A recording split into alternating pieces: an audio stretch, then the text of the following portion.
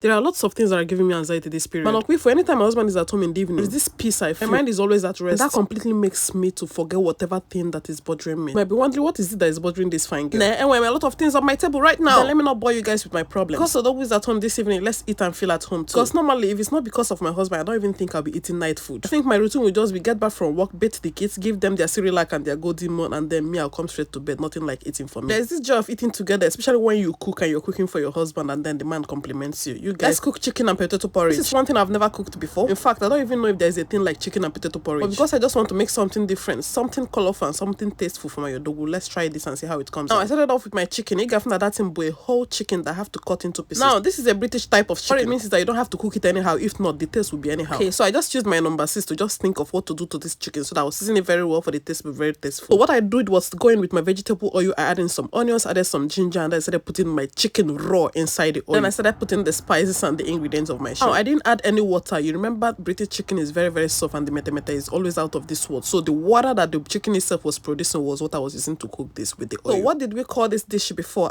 Chicken potato porridge. So now let's get to the potato part of it. Irish potato from Lidl, and I'm using this my potato cutter to just remove the back of it, and then I cut it into pieces to my desired shape. Meanwhile, I have to go back to go check my chicken, and I can see the chicken is actually juicing very well. Now the taste and everything is going inside this chicken, and this is actually what I wanted for it. All done, and I put it all on the one side. I set my potato on the stove to start cooking, and this is my mushroom. I'll be going in with some bits of vegetable. I'll be using broccoli for this. I'll be using carrots, green beans, and lots of vegetables. The second part of it, I went in with my vegetable oil, my onions, my green beans, added my carrot, and now I'll be putting some bits of spices again just to give it its own taste. Use any spices of your choice, but please do not let the seasoning to overwhelm the taste. Okay, you need to put them in the right proportion because you need the juice from the chicken also. So all of those things have already got some taste. Meanwhile, I've went with my broccoli, my green peas, and guys, I have to stir.